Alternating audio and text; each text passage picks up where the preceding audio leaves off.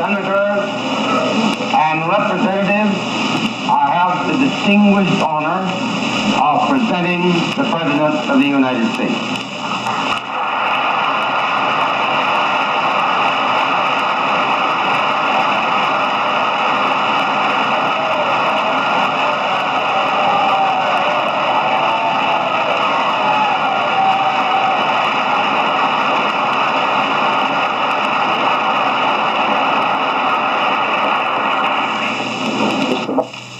Vice President, Mr. Speaker, members of the Senate, of the House of Representatives, yesterday, December 7th, 1941, a date which will live in infamy, the United States of America was suddenly and deliberately attacked by naval and air forces of the Empire of Japan. The United States was at peace with that nation, and at the solicitation of Japan, was still in conversation with its government and its emperor, looking toward the maintenance of peace in the Pacific. Indeed, 1 hour after Japanese air squadrons had commenced bombing in the American island of Oahu, the Japanese ambassador to the United States and his colleague delivered to our Secretary of State a formal reply to a recent American message. And while this reply stated that it seemed useless to continue the existing diplomatic negotiations, it contained no threat or hint of war or of armed attack. It will be recorded that the distance of Hawaii from Japan makes it obvious that the attack was deliberately planned many days or even weeks ago. During the intervening time, the Japanese government has deliberately sought to deceive the United States by false statements and expressions of hope for continued peace. The attack yesterday on the Hawaiian Islands has caused severe damage to American naval and military forces. I regret to tell you that very many American lives have been lost. In addition, American ships have been reported torpedoed on the high seas between San Francisco and Honolulu. Yesterday, the Japanese government also launched an attack against Malaya. Last night, Japanese forces attacked Hong Kong.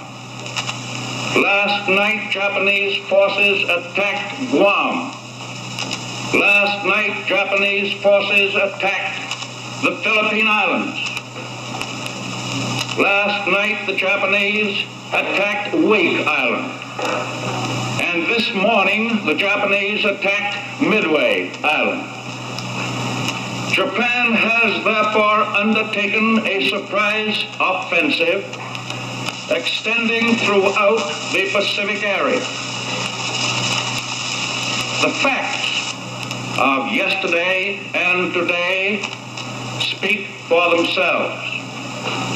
The people of the United States have already formed their opinions and well understand the implications to the very life and safety of our nation. As Commander-in-Chief of the Army and Navy, I have directed that all measures be taken for our defense.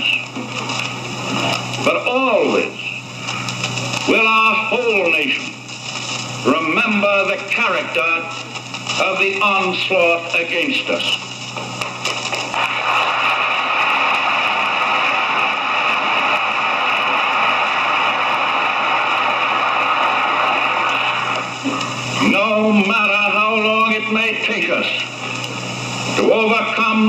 premeditated invasion, the American people in their righteous might will win through to absolute victory.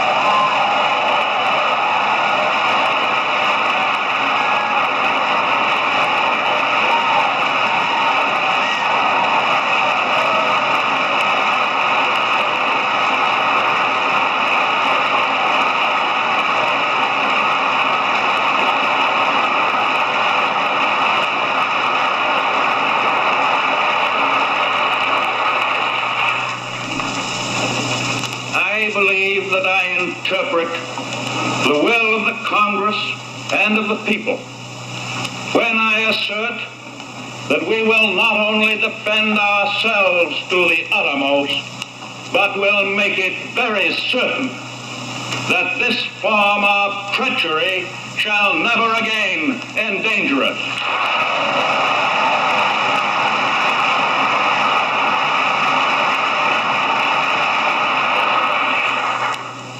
Hostilities exist.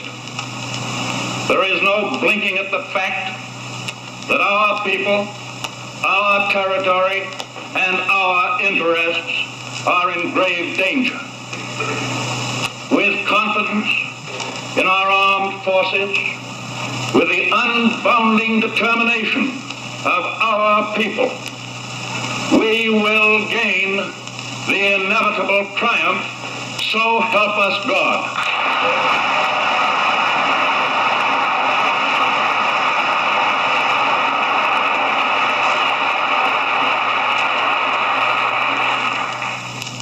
I ask that the Congress declare that since the unprovoked and dastardly attack by Japan on Sunday, December 7th, 1941, a state of war has existed between the United States and the Japanese Empire.